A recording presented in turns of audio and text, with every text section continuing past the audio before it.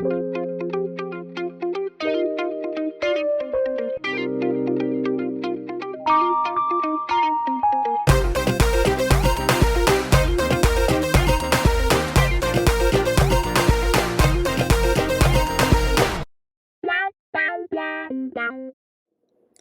everyone, and welcome to Tri-Side Chat Season 4. This is an exclusive interdisciplinary talk show featuring interviews with folks about creativity, the arts, healing, personal growth, and spirituality, among many other themes. I am your host, Aishwarya, and I am excited to introduce my guests for this episode. So my first guest is a dancer and choreographer trained in Bharatanatyam, contemporary dance, acrobatics, and physical theater.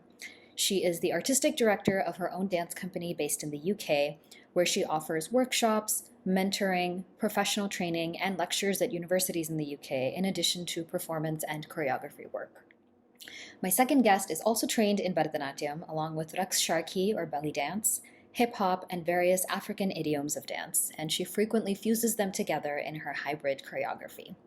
She is a multidisciplinary creative whose work is based in storytelling and an exploration of her multi-ethnic heritage.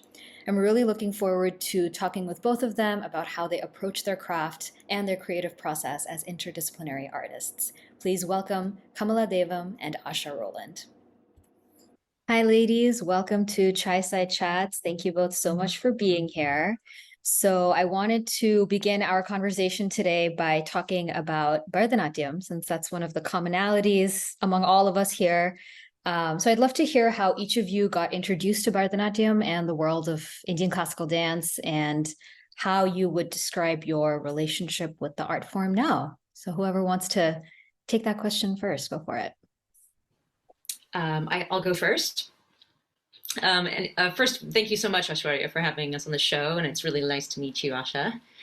I've had quite an interesting upbringing, which led me to learn Bharatanatyam. I grew up in Northern California, in the Berkeley area, and I was born into an Orthodox Hindu community called Saiva Siddhanta Church.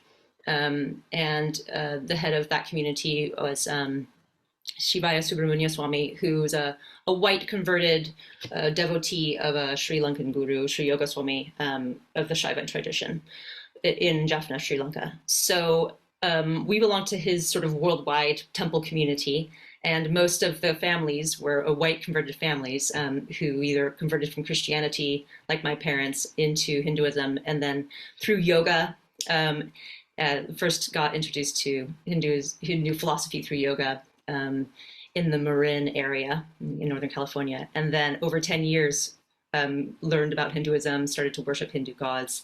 And then eventually in 1979, the year I was born, changed their names to Hindu names. And so I was born that year, and I was born with the name Kamala and raised with Hindu values. And one of the many kalas or arts that we learned was Bharatanatyam. We also did playing Veena, and we learned Sangeetam and several other art forms in that temple community.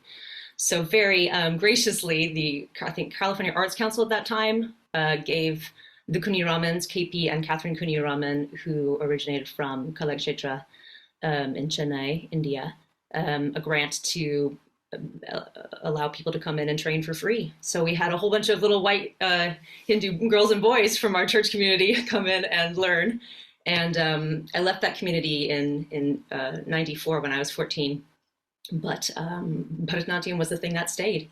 And now I just I make my living off of teaching it in universities. I have been doing hybrid choreography based on Bharatanatyam for the last 20, 25 years. And it's been sort of a lifeline for me in many ways. That's my journey so far. Thanks. That was amazing. It's so nice to, first to virtually meet you now, Kamala, and then hear a little bit about your story. So thank you for sharing that. And thank you again, Aishwarya, for having us. This is Great. I'll just dive into a little bit of my backstory. So yeah, my journey started in dance with my mother, as it does with many individuals, I would say. So shout out to my mom. When I was 5, actually, she was told that I was not old enough to start Bharatanatyam by a couple of our family members. So she enrolled me in a mother-daughter Raksharki class, actually, commonly known as belly dance. Um, since that was the dance form that she was learning at the time, and she still does so to this day. That's her thing, and I love that. And so when I turned 8 is actually when I started my journey. My mom found my guru Srimati Hema Rajagopalan of Natya Dance Theater in Chicago, and that is where I began my journey under her tutelage. After my Arangetram in 2014. I was able to continue training under my guru. And more recently, I unfortunately needed to take a step back actually from the regular alumni classes that we do have due to other commitments. But this fall, I'm trying to get right back into it. I feel like it's like Kamala said, it's a lifeline. It's something that roots me, has taught me discipline. All the values that my guru has instilled is something that I value very much so to this day. And I really just miss being in class. So kind of being separated from that class for the year has been it's been a little difficult. But outside of class, I'd say my relationship with the dance form definitely remains. I actually do strengthen my individual connection with the dance form by honing into the basics and revisiting old items, because you're never done, right? It's a constant journey. Even if it's an old item that I learned when I was 10, I got to revisit it because there's a new connection there even still, right? So yeah, I would say right now, being outside of class kind of, it hurts, but having the dance to be able to root myself, especially now that I've relocated to a different area. I'm in Minneapolis right now instead of Chicago. It's definitely kept me rooted instead of being like a dandelion, just like floating out there in the wind. So yeah.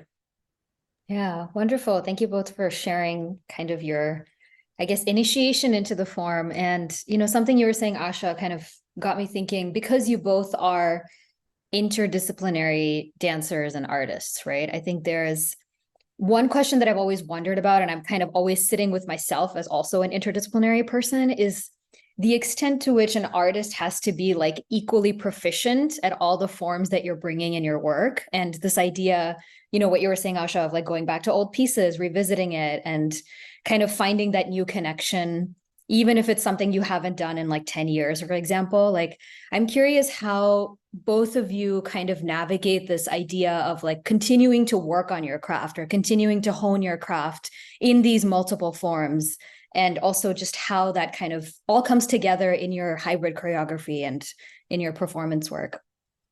So I feel like the practice that I'm really trying to hone right now is the practice of creating, of making, and the different processes that I could choose to do that.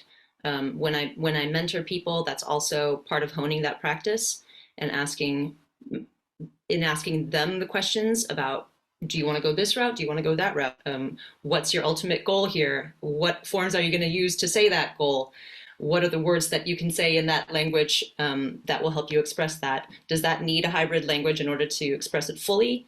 So those are the kinds of things I feel that hone my practice as a maker. As a dancer, I'm honing my craft, I feel, in the process of dancing for other people. So I just came back from 2 weeks of research and development, making into how with the choreographer Sita Patel, who's also a good friend of mine, and we've done a lot of work together here in the UK, how to have Bharatanatyam and contemporary dance sit next to each other without becoming a hybrid form. So that's what she's interested in. And with that, we were doing Ardavoo's practice every day, and also inviting the contemporary dancers from Scottish Dance Theatre up in Dundee, Scotland, to join our Ardavoo practice to see viscerally what their experience of that is. And we kind of connected in different ways through music, but not through the form itself. In my honing of my dance practice, I feel like I'm doing that continuously with my teaching work, but also at universities teaching contemporary and Bharatanatyam, and also Kalaripayattu, which is Kerala martial art. But yeah, I don't get a lot of chance to do sort of that stuff within my company until like I write the grant and I get the 15 grand and I invite the people into the studio and we have those magical 3 weeks. And at that point, I'm actually creating a company pedagogy that maybe I could talk about a little bit later that we train in, and then we bring other artists, other either graduate dancers or professional dancers to come in and train with us to sort of nitpick and see how we can train interdisciplinarily, because it is a very difficult and complex thing to do, and then bring together all those forms into something that's coherent at the end of class. Yeah, I love this question for at least this conversation, because this is something that I am right now in the beginning of the journey of figuring out for myself. I feel like I've been dancing for a decade now. In terms of dancing professionally or dancing with the idea of, all right, I'm going to be a dancer and I want to hone this practice. And I feel like the idea of being an interdisciplinary dancer, something that is still new to me as well, only being, I believe, 5, 6, 7 years into it. I'm not too sure at this point. Time is an interesting concept for me right now. But the point is, I'm at the beginning stages of understanding what it means to hone a practice when you're an interdisciplinary dancer, or when you're someone who likes to practice different types of art forms and different things. And I'd say this year there's been an unlocked, I guess, mechanism in my mind to figure out how I would like to do it. In a perfect world, if I had the time every day, I would do all of my basic steps in every single dance form that I'm in every single day. And I found that wasn't realistic for me because, I do have a day job. I like to create, and technique and training is completely different from the creative process. So, where does that lie, right? So what I've done for myself is I'll have technique days on the week for each dance form that I'm doing. Specifically Bharatanatyam, right? Basic steps, just running through the basic steps that I have. I just do that by itself. And then for Rakshaki belly dance, doing basic steps, or it's not really as structured when it comes to basic steps, but really working on those isolations, really working on that technique, and honing that specific craft on a specific day. That's something that helps me out, is by categorizing things like that. I know, that sometimes that doesn't work, but I'm in a point of isolation in a different state where I'm kind of able to explore what it means to dance by myself. So being able to actually just nail down on the nitty-gritty of the technique for everything is honestly been a blessing, and I'm really glad I'm able to do that. I also have an exercise science or a kinesiology background. That's what I got my degree in. So a lot of my focus is also on, okay, what can I do to make sure that this movement is working for me efficiently to the point where I'm not doing something that could potentially harm myself, and that I'm warmed up properly, and then I'm activating all the muscles that I need to activate. At one point I was actually going to go into physical therapy, which is really interesting, Kamala. So yeah, I come from that perspective in terms of, okay, I also cross train so that I can do the basics right, and so that I can explore right. So that's for myself. There's no right or wrong, but for myself, I would like to be able to kind of have a specific formula as to how I go about honing a process, and that is by making sure that my body is okay. That makes sense. So yeah. Thanks. Yeah, for sure. I appreciate you both sharing how you kind of are navigating that and working through that in your own process. And I think there's like, you hear this phrase all the time with art or with dance specifically in kind of a professional space or in the creative process sort of space, is like, you have to kind of know all of your technique. And then at a certain point, you have to sort of surrender and let that go and let the process sort of guide you in whatever needs to be created. So yeah, I'm curious, like in each of your like processes as dancers, like how does that show up for you in terms of like building up the technique, and then also knowing, like, how do you know when you might need to let that go, or when you need to like allow yourself to maybe be a little uncomfortable in the process because you know that it might be taking you to this other place that the piece might need to be in, for example? I feel like I've been hoarding the first position here. Asha, do you want to take this one first? Sure. Well, first, can you ask that question one more time? Yeah, I guess I'm just curious how you balance process and technique when you're creating work, because I know Yeah. that's something that can be very difficult, and also knowing that the Bharatanatyam body is very structured and can be very rigid. It's kind of that kind of it, impacts the process as well, I imagine. So Yeah. Yeah.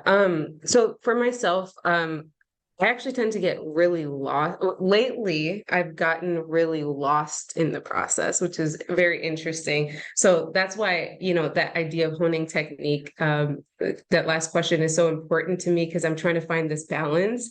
Um, but recently have gone through the process of finally unlocking a part of my inner child so that I can just allow my imagination to flow. And that becomes a part of the choreographic process as well, and what comes into place when I'm creating a piece. And I really, really enjoy that process so much that I can get really lost in there.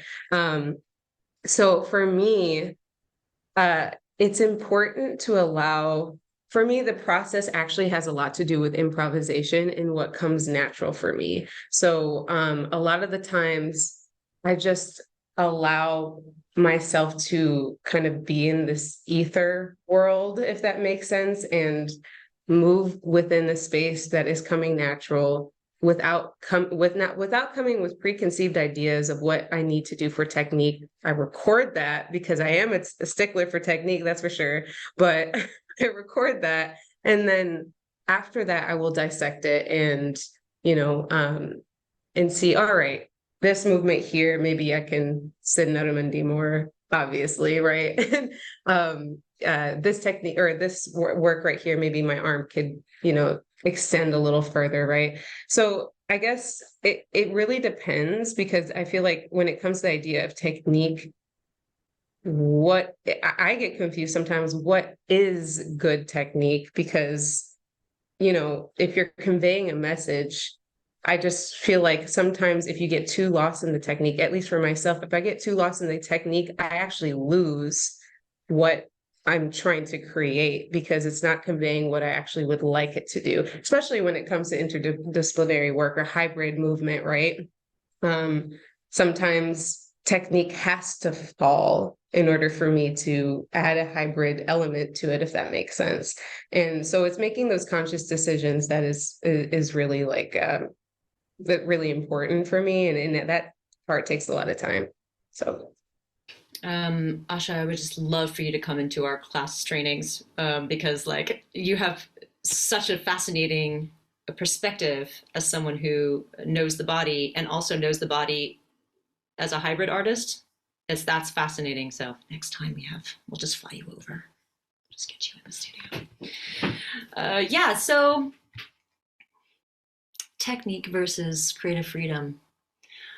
I think when I work with my company, because I've given myself the complex challenge of working with more than one form, like I said, we have to really drill in the forms, and that's more than just Bharatanatyam and release technique. I'll have my dancers take on like two of the things they want to share. So I'll have one of the dancers teach release, a little bit of release and just like rolling on the floor and being really efficient with the way that you get in and out of the floor. But also she'll train us on the very basics of the acrobatic moves that we have been working on in the piece.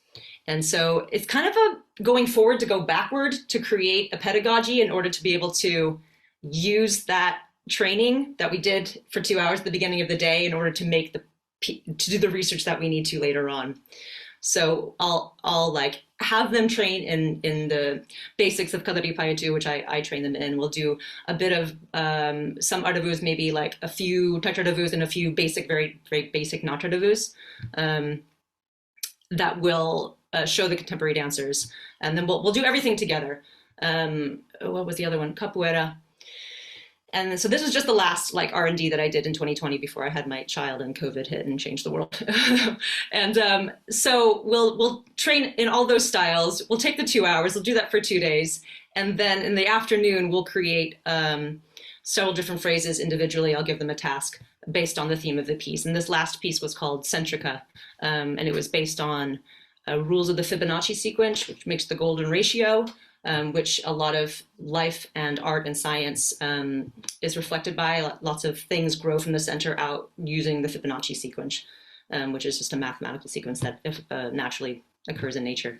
And also looking at this idea of how, just supposing that humans often don't connect with each other in the way that art is united and life is united, because we have these centric perspectives that keep us from connecting over our humanity. So I was looking at those two sort of juxtaposing concepts. So I was looking very much at like the spiral movements, spiral energies within the body. So we made phrases based on these spiral energies in different forms. And I tasked them to use several different of the forms in their own phrases. And then I edited them down, and then we created this like mother phrase. And then we had to go back in the next morning and be like, right, so we've created this mother phrase, but what are the actual techniques of each form that we need to train in order to be able to do that at the end of class? And then we invite people in and start training with us. So it's almost like half of the time is done before we can actually, train in order to get those things into our body in order to have the creative freedom that you're talking about later. So I think there is it's all coming from the concept, I think, at the end of the day, it all has to start from the moment I first bring my company members in. We're talking about the centers of the body and what is it to be out of balance or what is it to be in balance. And so we start with like a chakra meditation I did in India when I was training in Kadari Payatu. So I think by working with Shobhana Jaya Singh and Akram Khan and all the sort of pioneers of hybrid dance choreography in the UK, I've learned to create something from the beginning of the day, which is going to last us through the whole creation period, taking technique into so we can have creative freedom later. Hope that makes sense. Yeah. And it kind of, at least for you, Kamala, seems like it's, bringing back the spiral metaphor, also cyclical process, right? Because you were saying like, once you come up with that phrase or that like movement sequence or choreography, whatever it is, you kind of have to go back and be like, okay, wait, what are the individual elements from these different forms or techniques that we have to like remember as we're performing it? So very cool. I love hearing both of you guys talk about this. It's very inspiring. So thank you. I wanted to kind of shift gears a little bit and talk about like, just themes that you like to explore in your work. And I mean, one thing I always am wondering and kind of curious about with art in general, but especially with dancers and with people who are kind of regularly performing and creating work, how much of yourself and your personal stories and your personal experiences do you bring to your creative process and to your work? Like, is that primarily what drives your inspiration, or does your inspiration kind of come from anywhere? What are just like some themes you tend to explore in your work when you're creating something? I think for me, in the last 5 years at least, and I think I'm questioning this at this point, but looking back, mine have been very much spiritually inclined. I think that having been raised very orthodoxly, I am kind of constantly asking myself what I truly believe and what I'm holding on to from that experience and what I'm letting go. And I feel I could probably call myself like an abstract Hindu or maybe a recovering Orthodox Hindu. I don't know, I'm somewhere in there, but I feel like I'm trying to find my own center, kind of to go back to that theme. So my first company work in 2016 was called Ankusha, and it would have been Pasha Ankusha if I could fit in the whole thing and it would make sense to Western ears. But it was the idea of like Ganesha pushing us towards our dharma and putting obstacles there and sort of guiding us in a way. This idea of humans thinking about their fate being caused by free will or having it already predestined So that was sort of themes about like humanhood and why we're here and how we relate to each other in our environments in the process. And I think Centrica is probably along those lines as well. But having said that, I recently am trying to get into like a South Asian dance development program here in London, which is just so cool, that like we have things like that, which is why I'm here. It's just like, yes, I'm not sure if I can ever go home because there's not enough, Nadi Tekiks who are going to give us money to like explore what we want to in South Asian dance. But one of the things that I was questioning in that application was, are these big sort of spiritual questions, are they enough now? Like, do I need to be more political in my work? Are they important enough for audiences to watch, for me to spend all my time writing grants and for getting people to try to see, like, should I be saying something that changes the world in a more specific way or makes people think about questions that more directly impact society in a more positive way? So that's where I am right now, and I don't know the answer. For myself, I would say my personal journey and I guess the aspects of myself, the things that I identify with are very much so attached to the work that I like to create in some way, shape, or form. It's not like, okay, I see myself in this piece of work, or I see myself in this character. A lot of the work that I do is very character driven. I like to write out narratives and create stories and create new worlds and have this whole imaginative, I guess, playing field in my mind that I'm trying to portray while I'm performing or while I'm exploring in some way, shape, or form. And so in that sense, yeah, that personal journey, that personal idea that's in my head is something that is a part of, I guess, the world that I'm trying to portray. But the more, I guess, intense aspect of this question is, who am I? And like, I guess, what am I trying to do when I'm even creating work in the first place? I'm an individual that comes from multiple cultures. And so inherently, a lot of the concepts I like to explore, they are political, and they do have to do with basically the frustrations that I have with the state of the world from a political and a socioeconomic perspective. So a lot of the concepts that I've worked with is something that comes from a place of frustration and is me processing those emotions. And either it is a commentary on a type of way that society is living, or it's something that counteracts an intense feeling that I'm having. For example, the recent work that I'm working with, that I actually have a work in progress for this coming Friday, is called The Alchemist's Soul. And it basically has to do with the basic idea of the human desire to want to be immortal and all the problems that come with that, right? We have natural ways of immortalizing ourselves, and that's through children and legacy and whatever you would like to have it. But the idea of being immortal is something that at a given time earlier this year, I had a problem with, right? The human greed, the human a desire to be immortal, all that stuff. And so I created an entire character that is grappling with that very idea and is going through a phase of, or phases of transformation to come out of it as a new being that has let go of that idea and has kind of learned from that experience.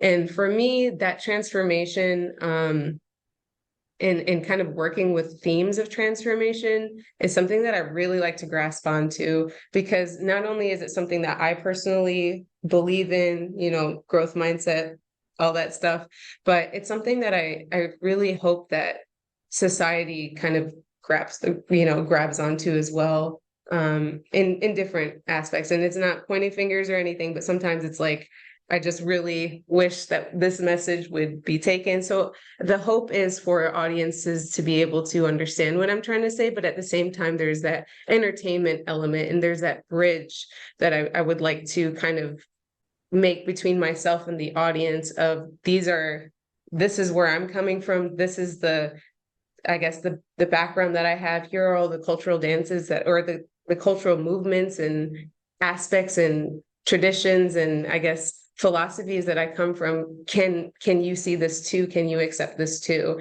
In a way, right? It's just, I hope that answers your question. But yeah, very personal for me. Yeah, no, that's cool. I appreciate you sharing the example that you're kind of currently working on too. It's sort of, yeah, helps to, I think, provide more context. And I love when work by artists kind of gives you a glimpse into like their mind or their inner world as well. Because, I mean, it also obviously brings up this question of, can you separate the art from the artist, which I think is a whole other episode of Tri-Side Chats. But, you know, just to bring that in briefly too, right? Like this question of like, can you see the maker as a human being in the work? I wanted to switch gears and we're going to slowly transition into our experiential activity now. So it's a very brief exploration. I'm just calling it like a little bit of a snapshot of your artist identity in this moment. So I'll give us a couple minutes to do it, but I'll just kind of explain what the process is before we dive in. So I want to invite us to think about a word or a phrase that reflects how your artistic life or your artistic identity feels for you currently. So if you would like to write it down, you can write it down. It's up to you. Or if you want to just kind of keep it in your mind, that's also okay. But once you have that word or phrase, we're going to each create a movement to accompany or reflect that. So it can be as short or as long as you want it to be. It just kind of, depends on how you're feeling, where you're at in that process. And again, it doesn't have to be complicated at all. This is meant to be a very brief exploration and opportunity to just kind of check in, drop into what's coming up for you around your creativity, your artistry in this moment. So yeah. I'll set a timer for like 2 to 3 minutes, and then we can kind of check in, see how we're doing, share what we came up with if we want to, and talk about how that process was. So yeah, how does that sound to you all? Okay. Awesome. All right. So I will bring us back in a couple of minutes. Okay, welcome back. Yeah, I'd just love to hear how that process was for you, if you feel comfortable sharing your word or movement or your movement phrase. Yeah, anything that it brought up for you, that question. I am very much in a place of not knowing right now. So it was, I think, a good thing to try to form a complete idea around something that's very unknown. It felt very contradictory, but therapeutic, which is great. Yeah. Yeah. And I mean, I should have prefaced this, but I feel like most of my experiential activities, and also because I'm an expressive arts therapist, like I'm all about the process with these. So like, don't feel like you had to be pressured to like create this thing and then show it to us. Like that's not the intention necessarily. If you want it to be, then cool. If not, also cool. So yeah. And I think this, this can be a starting point to kind of go back and keep refining or keep exploring if there's something, poignant that came up for you. So Yeah, thanks for doing this. This is really cool. For me, the first word that came up in my head was actually hesitation. And then I was like, wait, I don't want that to be my word. But I held on to that word hesitation and thought of breathe, just like breathe, like air, breathe is life, or breath is life. And from there, I was just like open. So I did create a little bit of a movement around those words that kind of helped me process those emotions. One, for the little time that we had, but the process the emotions and also make me like feel it. So just like the heart, just like slowly opening up. So do you want me to show you or should I? it's up to you. If you Okay. want to show us, go for it. Yeah. Okay, I'll try it. If I remember, let's see. So, and hopefully you can see. Okay. So, okay. So I guess the first movement I did was breathe, breathe, breathe. Hesitant, hesitant, hesitant. Stretch. Open, new world. And turtle, turtle, turtle, turtle. Like there's a whole new world to do after that. So that's what came out. That was great. Beautiful. It's so fascinating that you can like learn so much about someone's craft just from like those 6 seconds of movement. And you know that I stalked you on Instagram. I did the same to her. That's what we do nowadays, right? Right. I was gonna say, like, Asha, as you were moving, I could like really see a lot of these elements from our conversation earlier around like the hybridity of it, I guess, and like all these different things kind of coming together. So that was beautiful. Thank you for sharing. Thank you. Thanks for letting us do this. Yeah. I also did the activity. I always like to do it with my guests because if I'm putting y'all through it, I should have to do it too. So yeah, I think for me, the word or phrase sort of right now is like developing or building.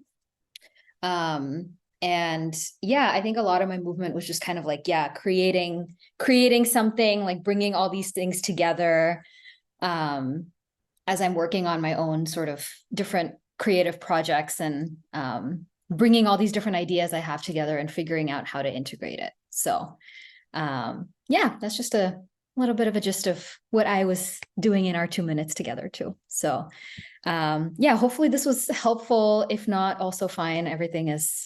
It's all part of the process of life, I like to say. So, but yeah, I just want to, say thank you to both of you. To show.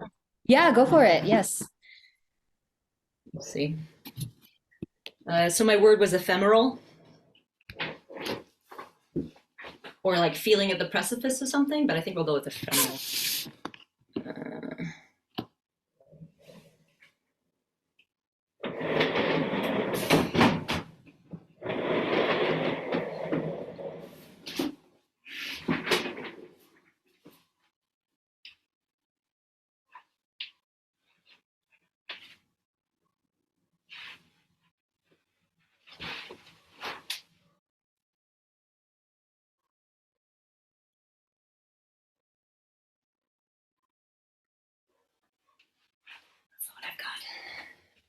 Yay. Thank you for sharing, Kamala. That was lovely. Yeah, that was so lovely. Sure. I now have this desire that I want all of us to be in a studio together and just move. So I'm manifesting that for the future if we all are ever in the same location. You know what? This is how it starts. So yes, that's the next goal.